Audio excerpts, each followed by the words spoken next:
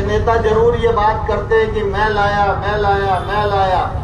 मैं के अलावा फुर्सत ही नहीं रहती।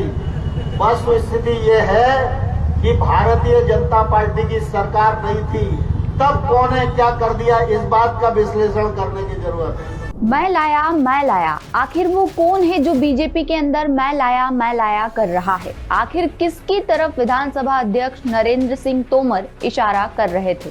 और क्या वाकई बीजेपी के अंदर ऑल इज वेल है? दरअसल हाल ही में नरेंद्र सिंह तोमर मुरैना में एक कार्यक्रम को संबोधित कर रहे थे। इसी दौरान उन्होंने एक बयान दिया और उनके इस बयान के बाद अचानक ही सबके जहन में ज्योतिरादित्य सिंधिया आ गए। पहले जरा तोमर का बयान सुनिए। अभी शिवमंगल जी कह रहे थे गांव-गांव में सड़क बन गई, पुल बन गए, पुलिया बन गई, गांव-गांव में नल जल योजनाएं आ गई। ये नरेंद्र सिंह तोमर के कारण, शिवमंगल जी के कारण नहीं आई। कुछ नेता जरूर ये बात करते हैं कि मैं लाया, मैं के अलावा फुर्सत ही नहीं रहती। बस तो स्थिति ये है कि भारतीय जनता पार्टी की सरकार नहीं थी, तब कौन है क्या कर दिया, इस बात का विश्लेषण करने की जरूरत है। आज अगर ट्रेन आई है, वंदे भारत चल रही है, स्टेशन का विकास हो रहा है, ये भारतीय जनता पार्टी की सरकार है, इसके कारण बन रहे हैं। अगर भारतीय जनता पार्टी की सरकार नहीं होती तो न नरेंद्र सिंह बनवा पाते, न कोई और दूसरे सिंह सरकार में होते, वो भी नहीं बनवा पाते।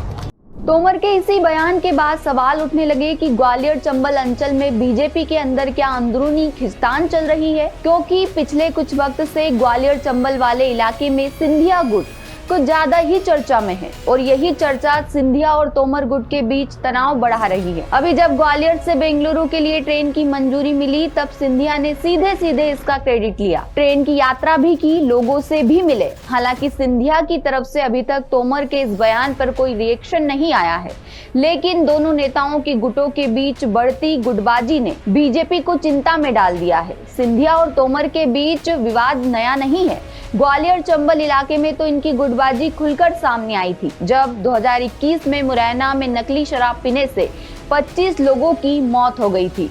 तब ज्योतिरादित्य सिंधिया ने प्रभावित परिवारों से मुलाकात की थी और आर्थिक मदद भी दी थी, लेकिन नरेंद्र सिंह तोमर एक दिन बाद पहुंचे थे। माना जा रहा है कि इसके बाद तोमर सिंधिया से नाराज हो गए। 2022 में मेयर के चुनाव में सिंधिया गुट ने चुनाव का प्रचार नहीं किया और पार्टी को हार का सामना करना पड़ा। और भी ऐसे कई मामले थे जिसके बाद सिंधिया और तोमर के बीच तनातनी की खबरें आई।